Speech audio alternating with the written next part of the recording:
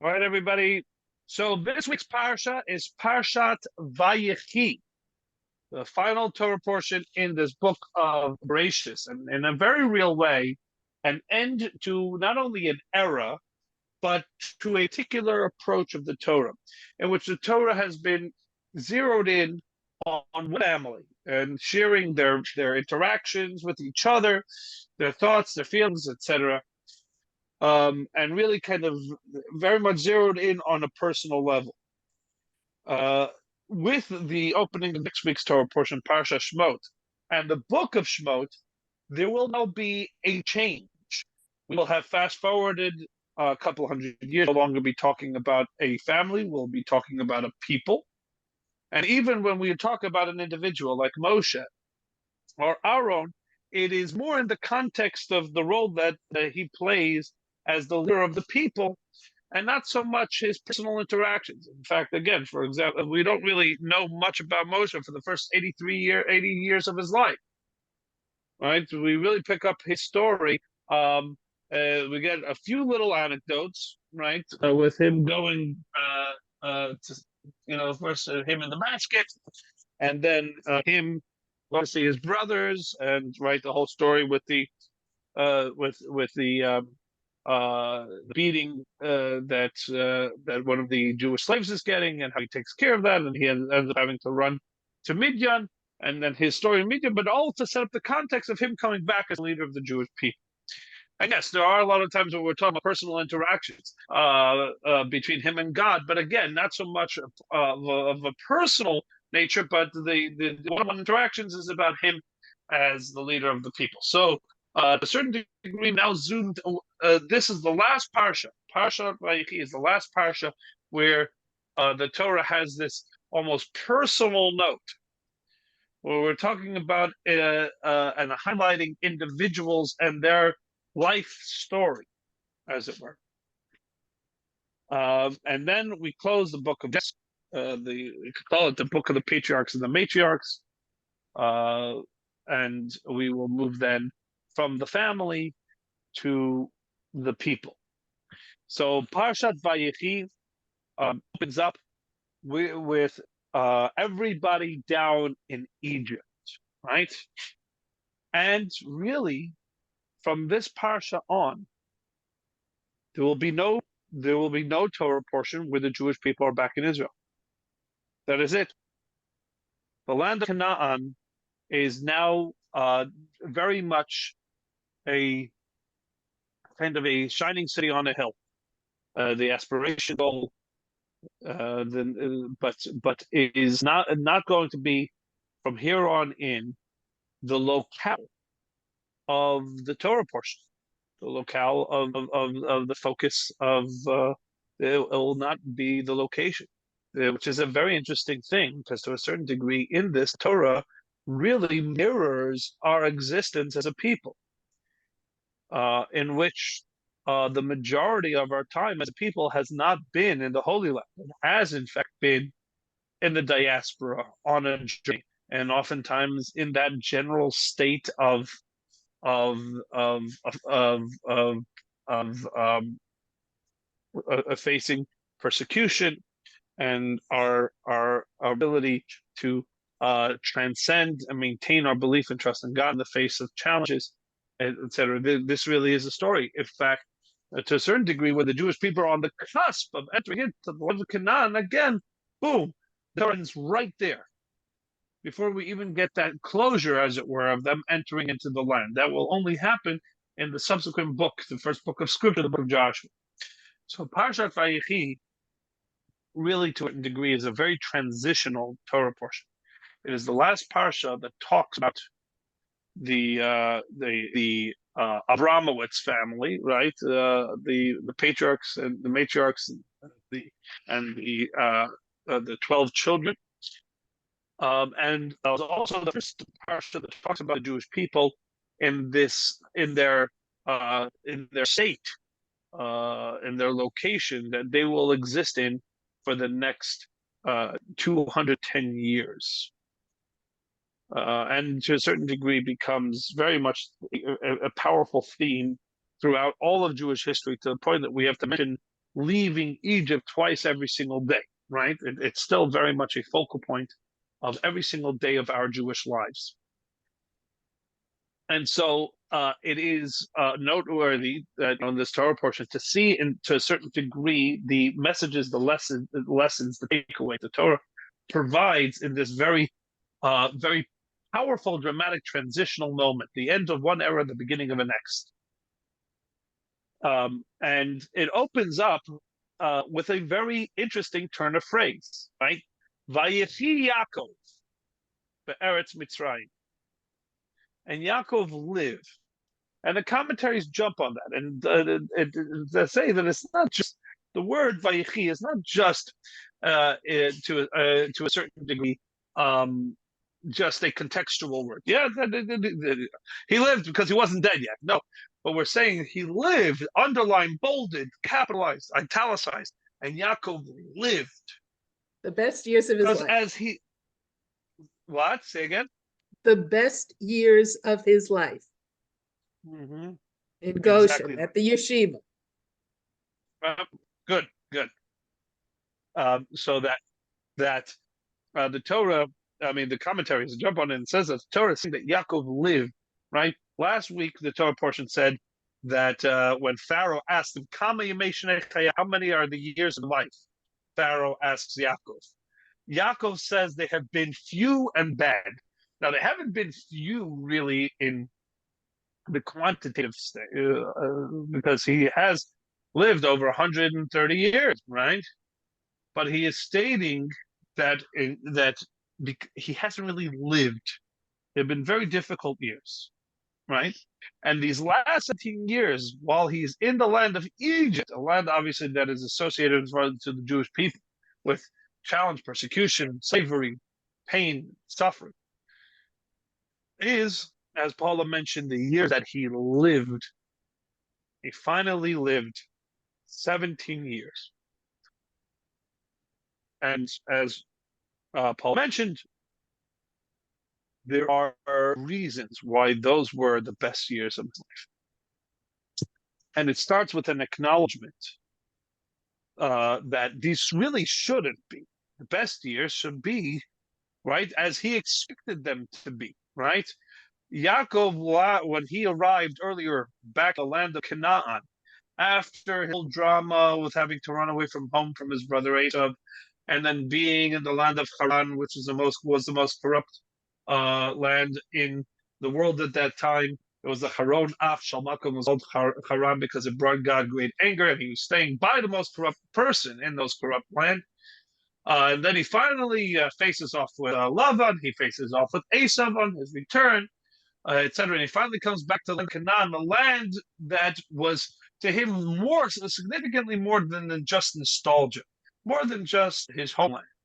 But it was a place where he was able to spend and do what he did, what he did best, what he enjoyed most, which was to sit and study and learn Torah all day. Right? What did Yaakov Avinu do for the majority of his life as a youngster? Right? He was a Yoshel, and finally returns back to the land of Canaan, and he expects that these are going to be his best years. And he says, Vayechi Yaakov. Yaakov settles down. Right? This is it, right? This is his happily ever after moment. He's arrived back to the land of Canaan. He's triumphed over all the troubles and the dramas of his life. He's fulfilled his role in creating the 12 tribes. He's really done it all. So it's now finally time for him to enjoy life, is what he assumes, right? Oy. And it just becomes obviously the beginning of I believe, the most difficult drama of his life. I think it's to say that obviously with the whole story of Esau and the brothers and something, river, etc. Fascinatingly enough, those years that he envisioned, that joy, content, serenity that he envisioned, that were going to be his in the land of Canaan, turned out to be in the land of Egypt, the land of Mitzrayim. And why? So that begs the question, the obvious question: how could it possibly be that the Holy Land did not provide him his best years, but it was the land of Egypt that God later tells the Jewish people, you shall never return to the land of Egypt, right? In fact, later in history, when the Rambam, Maimonides, ended up living a significant amount of his years in the land of Egypt, he would sign letters. He would sign his letters, one who commits 2 sins every single day. Like in the Torah, is there a prohibition to live in the land of Egypt? And so it's antithetical to a certain degree to Jewish existence. So the land of Canaan, which is the land um, most compatible, right, with Jewish life, was not the land in which Yaakov found his greatest years, but was specifically in the land of Egypt. And how is that Rabbi, possible? Do you think that sort of gives us permission to live in the galut? In a way? Well, before I answer that, because that to a certain degree is where I'm going to take this conversation. But yes, go ahead. But also had a question because Jerry, yours is going to springboard. The answer to your question springboards into the entire conversation. It's just I haven't read this. It's just something I've been thinking about, and I'm not even sure I can articulate it. But is it possible that on some kind of spiritual, intellectual, I don't know what kind of level, Yaakov sees this time in Egypt as the beginning of the fulfillment of the prophecy of the Brit Bein HaBetarim? So that the answer is yes, and both the answers to both your points are tied in one. To Paula's point, yes, this is the answer. This is the fulfillment. To Jerry's point, that's why it's not so much a license to live in the diaspora, but to understand that oftentimes our divine mission specifically takes us Right. to the diaspora. Right. Adam and Eve were I don't know never why, meant. but I always think of living in Babylonia and how that was where our best work was done. You know. Well, to a certain degree, are you saying with the One of the Babylonian two. Talmud? One of the two. No, so I think so. Here, let's. Were Adam and Eve ever supposed to stay in the Garden of Eden? And the answer is no. That was never the plan. Taking it a step further, the period of time that the Jewish people were in the land of Egypt was also entirely part of the plan. It was not a punishment. It was not a consequence for misbehavior that God says, and now how do we know this? Because after Abraham was perfect in all the tests, and God says in the same breath that he says, Avram, because of your perfection, you are my God, right? You and your kin are my people. He then says, and therefore you will be in slavery for 210 years in the land. Actually, it says 400. Yeah. It's like you turn around and say, wait, as I always joke about it, is this Avram turns around and says, well, can I see what's behind curtain number 2? It's like, this door prize is not really that exciting. I'd like to see what other options are. Avram has done nothing wrong. Why does God hit him with that your children will be slaves? So clearly, it's an indication that their period in Egypt, that we do call it an exile. An exile is not just when you were first in your homeland and you got booted out by some conquerors or what have you, and you end up in a different land. Because in Egypt that didn't happen. We're not booted out by the Romans or the Babylonians or anything like that, right? It was a series of events, and it was all, and as we find out, it was always planned, right? And yet we still call it Galut Mitzrayim, right? The exile in Egypt, because as long as the Jewish people are not in Holy Land in their ideal state, it's called the Galut. Now, interestingly enough, What we are saying is that a galut, exile, is not a state of existence that is the consequence of misbehavior or an aberration, a detour from the divine trajectory for the Jewish people. Rather, it turns out it's all part of the journey. It's all part of the journey. And this is important. This is very important because when we have this realization, then we have a different attitude and a different approach to our understanding of. I'm going to, by the way, pause for 1 second, plug in the computer so it doesn't die on me at the moment. My computer is sitting on batteries, and the batteries are almost out. So I'll step away for a second just to get the plug. But either way, in fact, I might even have it right here. Oh, I do. How do you like that? I don't have to step away. I just have to turn around. Okay. So either way, what we are saying here is that that fascinatingly enough, the Jews in the state of exile is a desired circumstance. I What do you really mean don't, desired? politically, I really think that this whole conversation's a little iffy. Don't you feel that way? Right. No, so that's why I'm jumping in. Say, what do you mean a desired circumstance? How can you say this is a desired circumstance?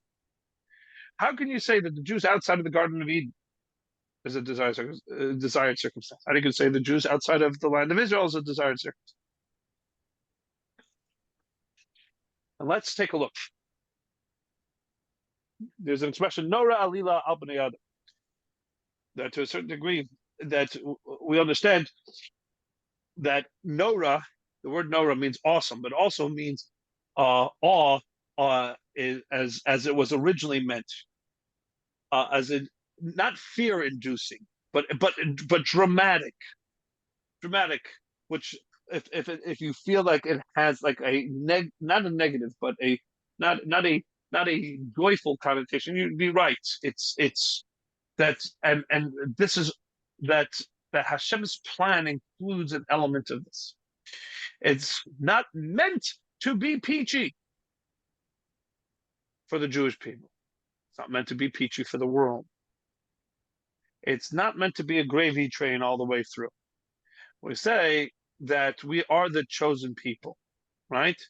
And one can walk around and say, "Oh, what kind of chauvinistic attitude is that? That you're the chosen people, right? Who do you think you are to walk around and say you're the chosen?" We didn't To say which it. I respond, We didn't say it. no, Also, my mother always said, chosen to suffer. okay. So I disagree a little bit with that. I think that's a fatalistic attitude. Not that you want to disagree with my No, mother, but no, but I would start and say with all due respect, but she's starting from a correct premise, which is the answer to that question is, why is it not chauvinistic to say we're chosen people? Is because chosen for what?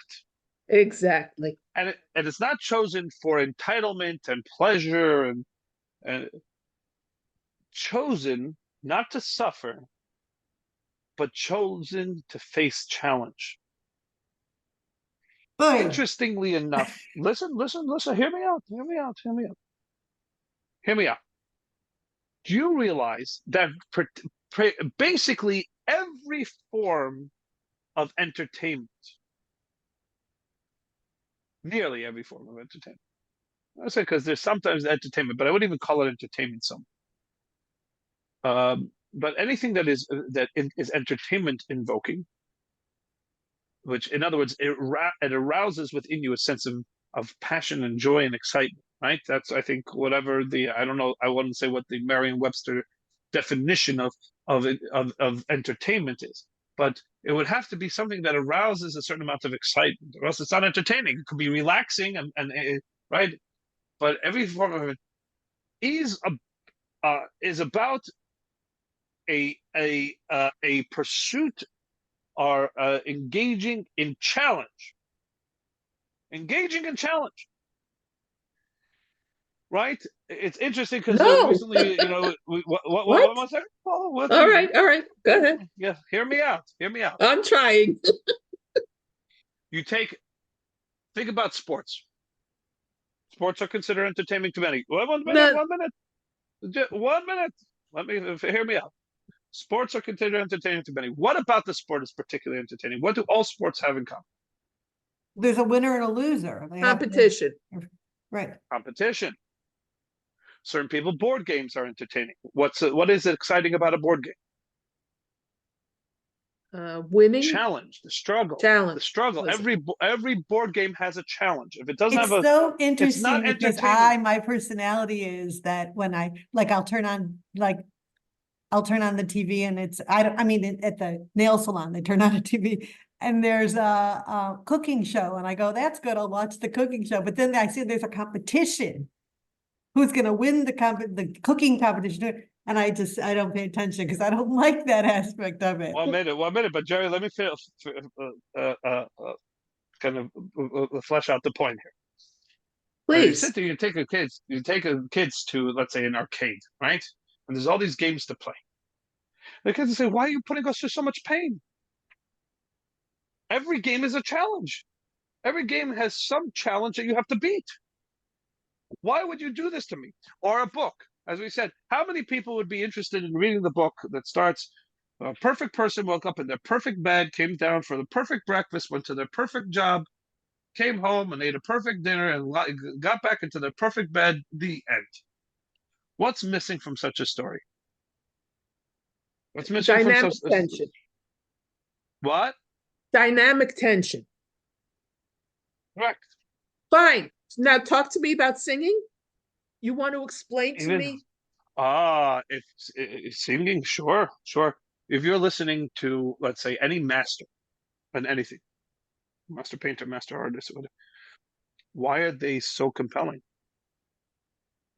Why am I Because listening to this singer, not to that singer? they beat out all the competition. No, No, no, not they beat out all the competition, but because they can transcend that which other people they are showing an ability to achieve on a level that the average person can't.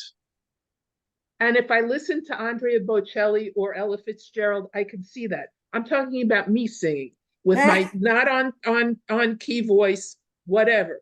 That is transcendent it's not. No. So what I said nearly all, because there's a certain element of, and I agree, and it's not entertainment. There's a difference between entertainment and pleasure, as there is a Oh, difference between There's a difference also between. oh. I also like the point is like relaxing, right? Relaxing is also pleasurable, and the whole point of relaxing is a lack of challenge, right? And as you Yes, said, Jerry, when I go to a nail salon, I'm not interested in being entertained. I'm interested in relaxing. So if I'm sitting there relaxing and on the show is something that is maybe when I'm in the mood of being entertained, I'm what my point is as follows. My point is as follows. There there is what to be said. Not only what to be said, there's something kind of built into the core of all of us that finds a tremendous amount of excitement and pleasure in seeing a challenge, engaging in a challenge, and overcoming the challenge. And we would not want to spend our day doing that, which just came, which took no effort to achieve. None of us would feel particularly proud of ourselves if we spent the day filling out page after page of basic arithmetic problems. Why? Why not? Because there was no challenge to that. What do you mean? You got 100 questions speak, correct. speak for yourself. It's math. Right. But there we don't feel that sense of triumph I understand. unless it comes with challenge. Turns out that Adam and Eve staying in the Garden of Eden was never part of the point, because you know why? Because all that serenity, all the peace, and all the beauty came with how much effort? None. Well, one challenge. Oh, And they what? blew Don't it. eat. Don't Right. eat the tree, the fruit of the tree. Interestingly enough, here's something fascinating. Was the tree such a problem? If it was such a problem, don't put it into the garden. That challenge was the beginning of all challenges. That's the whole point. Yeah, I agree. That's the whole point. To a certain degree, here's what's interesting. The ideal state of the Jewish people and the ideal state of humanity is the Jewish people in the land of Israel and the humanity back in the Garden of Eden. But that journey necessarily comes through where they've earned the Garden of Eden. They've earned the land of Canaan. Where they've risen to the challenge, and they have elevated, and they have achieved that. That necessitates a journey through Egypt. That necessitates a journey in which you go and you start at the bottom and you work your way up. Well, at this point, the entire world is happy to send us on our way to our challenge out of our land. And you know what? We can turn to the rest of the world and say, a Hatzikin, as they say, is Kishin Tafes, and our agenda will be set by God's. And as much as you think you're setting the agenda from Egypt and onwards, right? Because you can look at the circumstance, and if we didn't have, right, God's promise to Avram all those years ago, you would say, look, it's a series of unfortunate events that end the Jewish people in the land of Egypt with Pharaoh as a dictator, right? First there was a famine. First the brothers sold Yosef. Then Yosef ends down. There's a famine. He happens to be the viceroy of Egypt. They come down. They settle because it just becomes a circumstance. And then there's this change of kings, and there's a new king that doesn't know. And poor Jews, victim of circumstance, and they're ended up down in Egypt. It's so unfortunate, so sad, right? Or we happen to know that God told Abraham, this is all part of the plan. Exactly. So this is not the Jewish people being victims. This is the Jewish people being walking the steps of their necessary journey on their way to elevate. By Yinatzlu at Mitzrayim, it says, right? They elevated all the sparks of Egypt. That's why they were there. They had to go through Egypt, elevate the sparks, take them with them, and leave Egypt. And when they left some behind, right? They left some of the wealth, some of the sparks of holiness behind.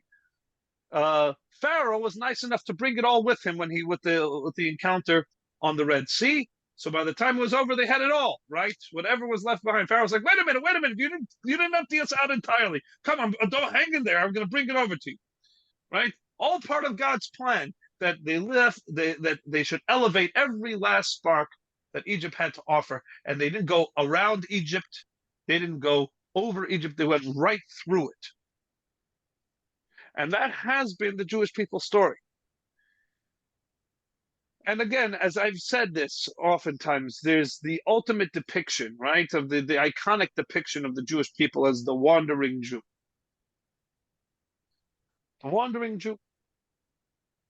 And they have the one part of it they have correct. The Jewish people are always on the move, right? We've been everywhere where humanity is, a Jew has been. Everywhere, right? From Mesopotamia to Babylonia, from Babylonia to Persia, from Persia to Greece to Rome, to Byzantia, to Western Europe, to the new country, to the new world, to China, to Asia, to Siberia, to Africa, Where there's air, to there's South Africa. Jews. Yes, we have been everywhere that the world has, where humanity has been, the Jews have. This is not by accident. Hashem mitzade gever kainanu, that Hashem establishes the footsteps of mankind. And to a certain degree, if Hashem has an agenda for the entire world, and he has made, and he has chosen the Jewish people as the ones driving the agenda, then it is not surprising that the Jews end up everywhere where human beings are. So the fact that we are always on the move, that is correct, in fact, right? Lech lecha, right? That's the very first command that God ever gave a Jewish person. And the Torah closes down, as we said, right before the Jewish people stop their journey and are about to enter into the land and settle. The Torah says, okay, we've said enough. Right? With the Jewish people still on the journey. Making, I think, a very clear and obvious point that to a certain degree, it is going to be the lot of these people to be on the move. Having said that, we are not the wandering Jews, which implies just rootless and anchorless, victim of circumstance kind of situation. Rather, we are the journeying Jew, which means wherever I end up is a part of the plan, is part of the purpose. And then my question is, as we've talked about, what am I going to do here? How am I going to maximize my time here, not for my own benefit and for my own serenity and my own peace, but for my purpose and my mission? And Yaakov comes to the land of Egypt, and he sees all 12 of his children solid, working together, preparing for the next phase of the Jewish people. And now Yaakov lives. And now Yaakov lives because his life has never been devoted to his own pleasure and his own serenity and his own enjoyment and his own peace. His life has been devoted to his mission, to the mission that he learned from his father and from his father before him. And here he arrives at the land of Mitzrayim, where he knows this is the part of the next step. And he's looking at the role that he had played in preparing himself and his kin to face the challenges that are part and parcel of the Jewish journey. And he's seeing each one of his children firmly in place and ready. And Yaakov lives. And Yaakov lives as because Rabbi Manis Friedman always says, you're only as happy as your saddest child. So he couldn't really be happy when he didn't know what happened to Yosef. But as we said, it's more than just his physical children. It's a sense of the purpose of where this all is heading to, and what role he has to play in it.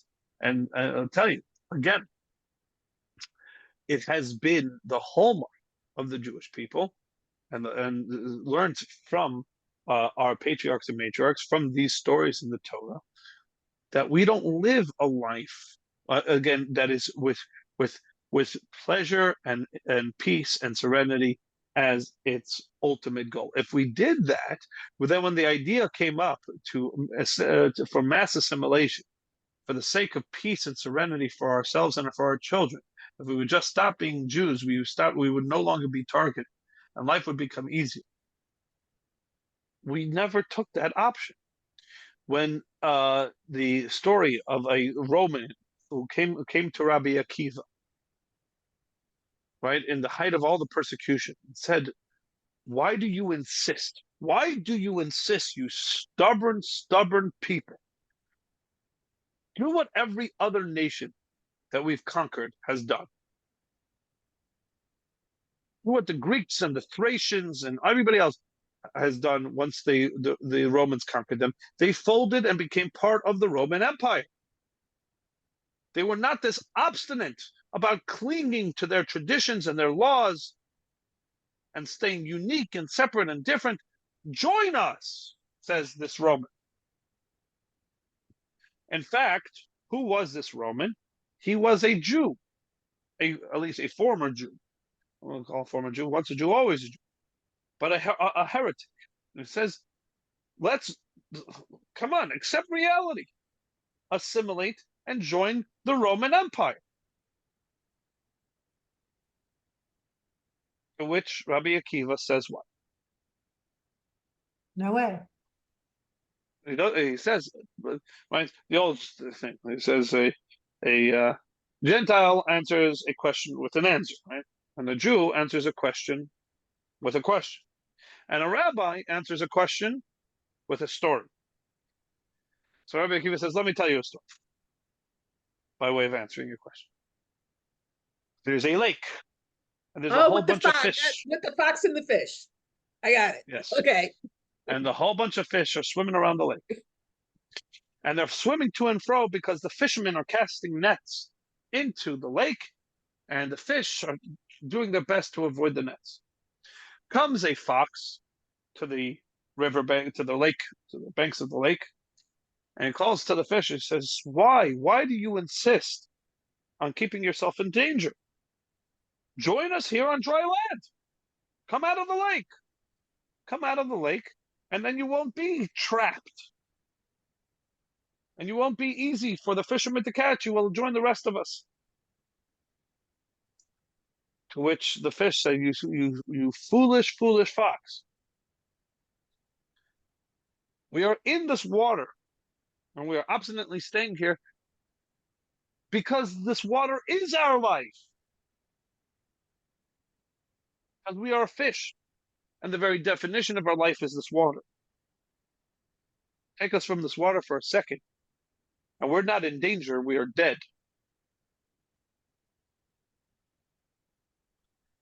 And says Rabbi Akiva, you are telling us that we can perpetuate our existence and live safely and peacefully by abandoning the Torah, which, as you correctly surmise, he says to this Roman apostate, this Jewish apostate, as you correctly surmise, is the source to a certain degree of our challenge and our trouble.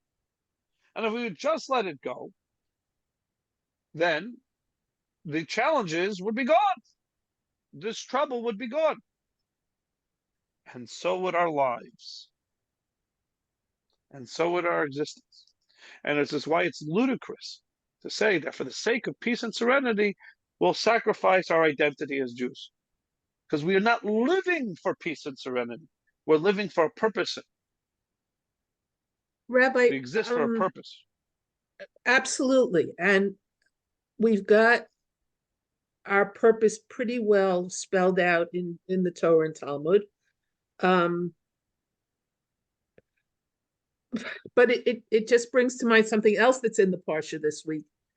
And that's this idea that Yaakov was going to explain about Acharit Hayamim, but he was stopped. The Shekhinah left him, and he couldn't say it.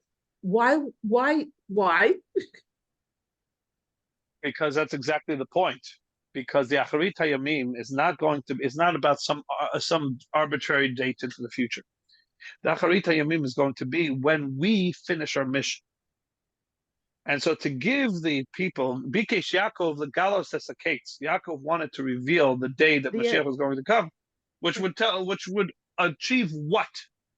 Would achieve either the people will sit around and say, okay, I'll sit back and just wait for the day to arrive. At which point it won't arrive. Because it's going to arrive because you're going to make it happen.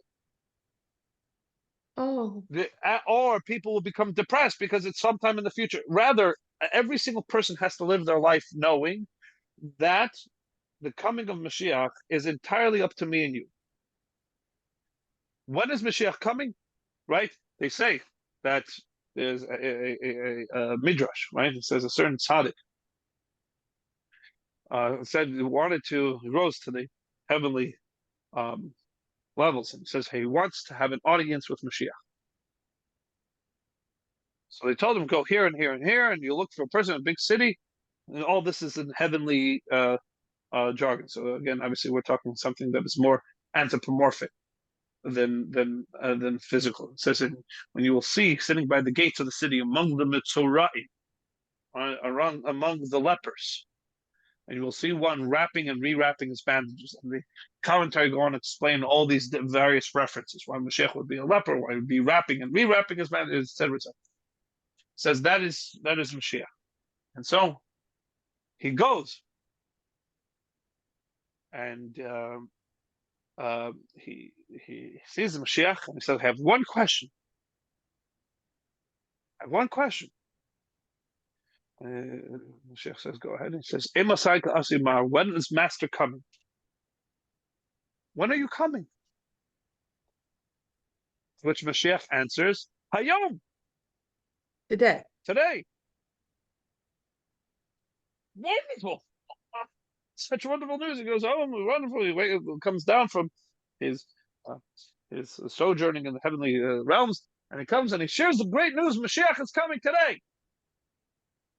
Obviously, we know by the fact that we are currently in the non-Mashiach state of existence that It that didn't didn't happen. exactly happen.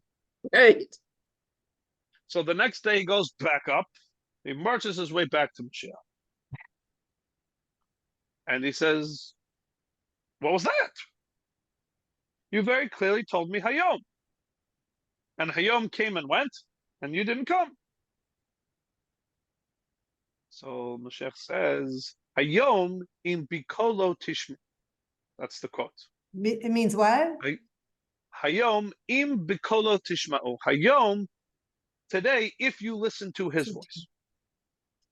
Mashiach is ready to come any day that we succeed in finishing the mission and our purpose. And that's the point. Yaakov wanted, in a sense, and to a certain degree, Hashem says, toward what end?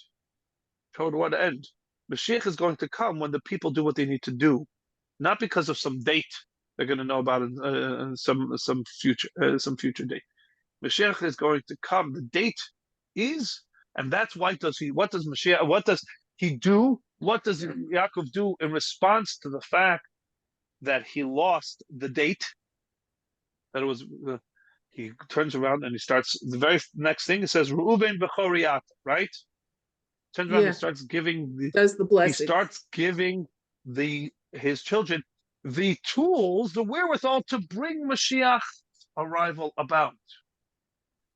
He understood. He says, message heard loud and clear, God. I should be less focused and less concerned about sharing with them the date of the coming of Mashiach, rather spend my time giving them the tools to bring it about. So because Mashiach is not Mashiach is not just some general next epoch. Mashiach is the result, is the goal of everything that we are doing here. See, you just said it. You just said the word goal, which is what I think also. 100%. So when you have a task before you, it's often helpful to understand the goal. Oh, without a doubt. Without a doubt. But just not the date. Okay. Correct. No, that's what it says. And that's why the commentaries explain, what did Yaakov mean? What was he thwarted in doing? Not talking about the general era of Mashiach. He wanted to bikish Yaakov Megalos et Kates. He wanted to say when this will all be over, the date. Yeah. And that was taken away from him. Jerry, you're right. He wanted to, and that's what was taken away from him. But in terms of what it was that Mashiach would be, that the world, humanity had a preview already. That's why they didn't start in a state of exile. They started in the Garden of Eden. It exists. It already was in the world. Now you just have to bring back to it. But you have to bring back to it in a far more enhanced way, because the first time around, it was only just because you were dropped in there. The second time around, you'll earn it, right? It's like we all, are oftentimes, parents or whatever it is, or anybody, will give you a taste, right? A little of what could be, and then says, now go earn it. No, so Shimon? So Shimon... The blessing? In light of what you just said? Blessing? Yeah. Shimon received the blessing from his father. He received the blessing of very, very sound and important advice.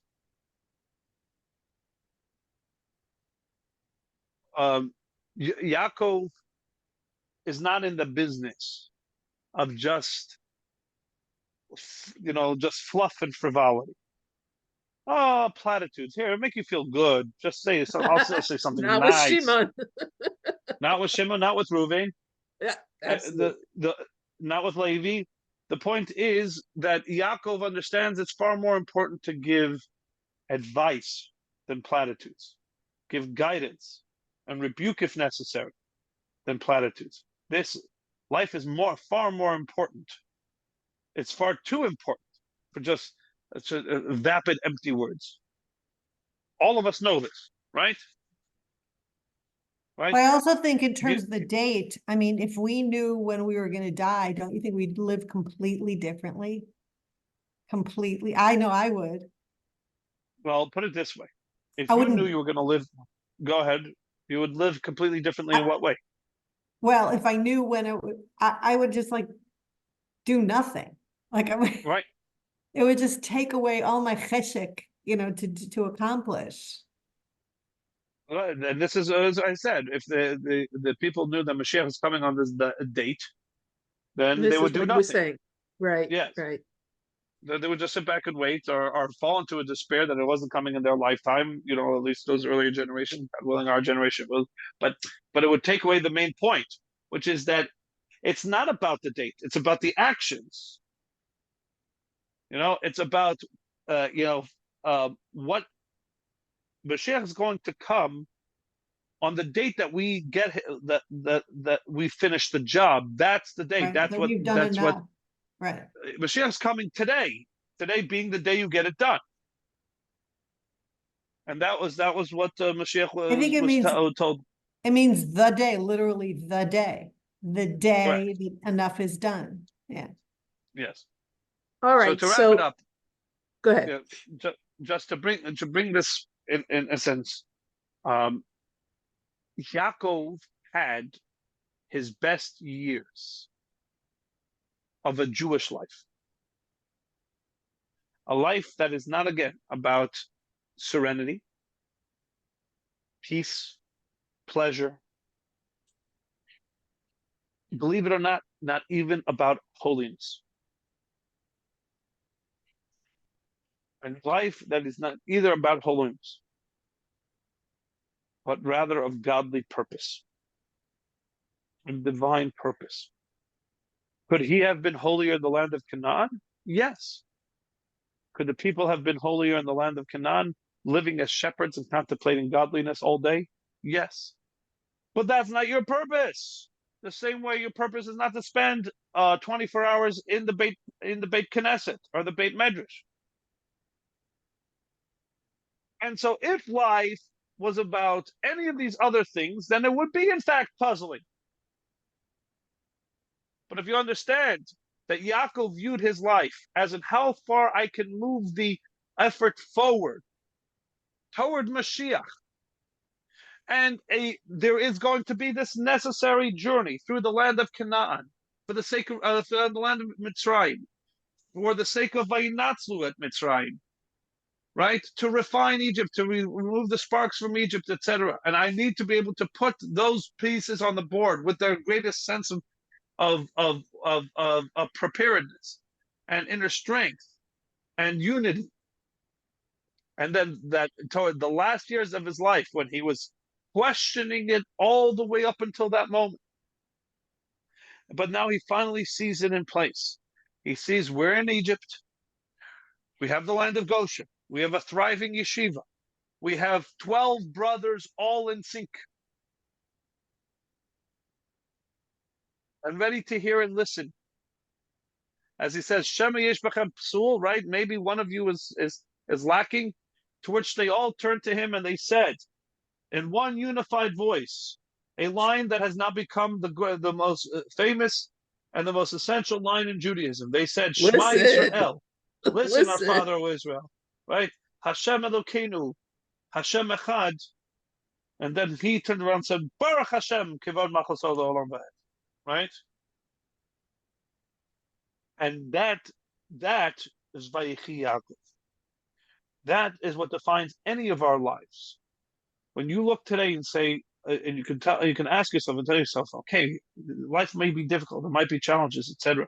Certain things within my control, certain things outside of my control. That still doesn't define if I am living today. What is life? What does it mean to live? To be able to sit back on the couch, sip a nice cup of chamomile tea.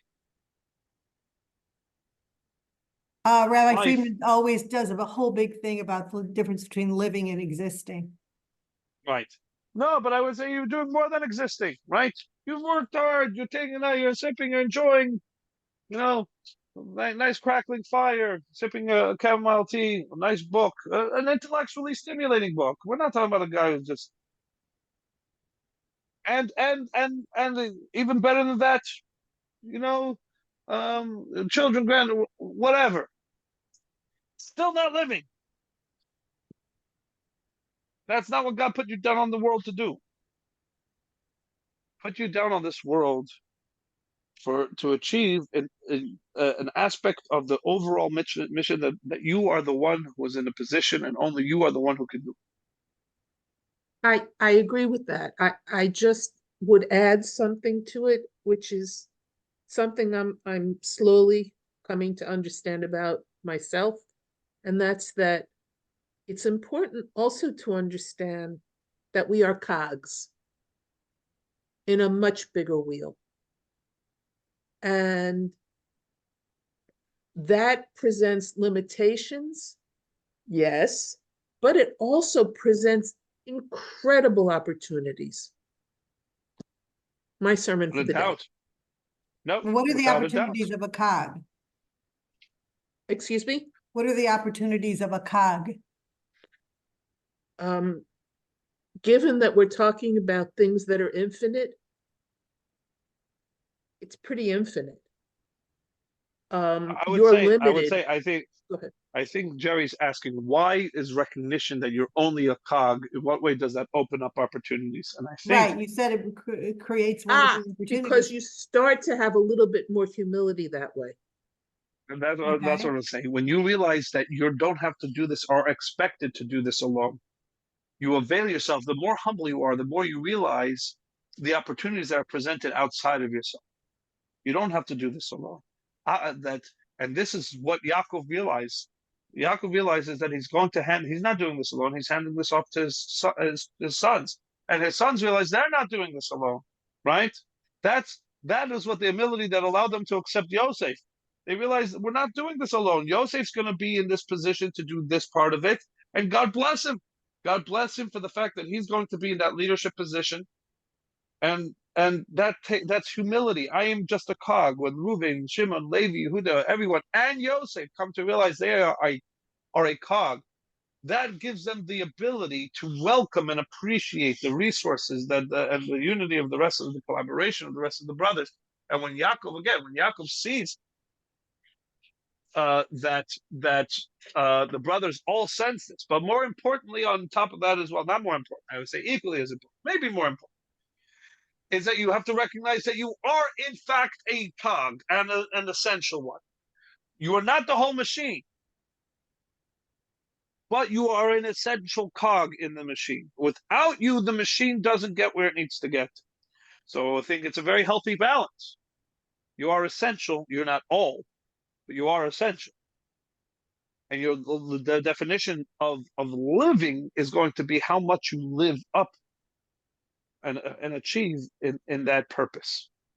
The So funniest thing happened in shul a couple of Shabbats ago at Chabad. The person sitting near me asked me a question, and I said, well, that's happening on the other side of the mechitza. And she said to me, what's a mechitza? And I said, this is why I'm here. This is the real reason why I'm here. It was an amazing moment.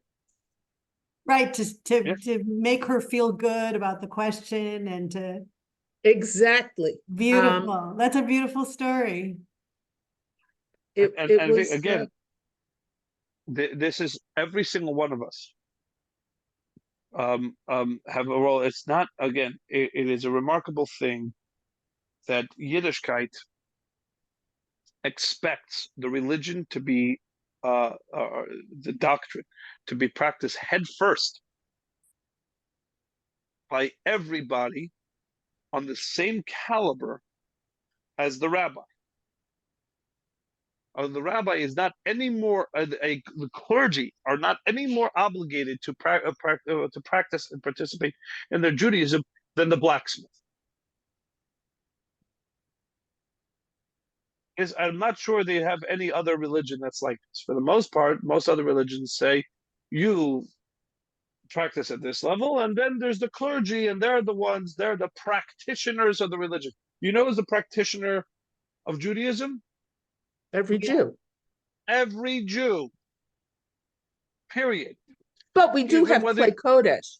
We do have, that they're an ancillary role. Okay. They're there to be in a supporting role. A rabbi is there to be in a supporting role. A sofer is there to be in a supporting role, to be able to help guide whatever it is, every single Jew in their Yiddishkeit. And that's why a Beit Knesset is called just that, the place of gathering. Gathering of who?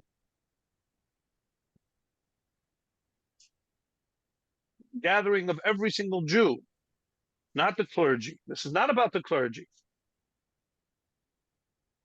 And it doesn't make a difference if you have 5 rabbis, right? If you have 9 rabbis, you have a minyan. No. But if you have 10 laymen, do you have a minyan? Yes. Right, Right? right. It's not about every single person has their essential role that they play in Yiddishkeit. And without it, it's not Yiddishkeit. And it doesn't make that's and this is the point. And more importantly, for us, without Yiddishkeit, it's not life. Take the Torah away from us, and we're fish without water. So how is Yaakov living? He is living not just because he's surrounded by his grandkids, and not because he's in some holy setting, because he's not. He was in a far holier setting before he went down to Eden. Not because it's going to be peaceful and serene, because it's not. He knows that this is the lead up to a very unpeaceful moment in Jewish history. But because things have been moved forward in terms of the overall mission, and they're going to be able to move forward properly. And therefore, Vayechi Yaakov. All right, everybody? And on that, thank by the way, we you. say chazak, chazak, v'nitchazek, Chazak, chazak, is- v'nichadeh. which is Chazek. not congratulations, you did such a wonderful job. What does the word chazak, chazak mean? Have strength to move and be forward. strengthened. To move forward, because that's the life we live. All right? Thank Have you, a great Shabbos, Rabbi. Shabbos, everybody. everybody. Take care, Jerry. It's great to see you. Shabbat shalom. Bye bye.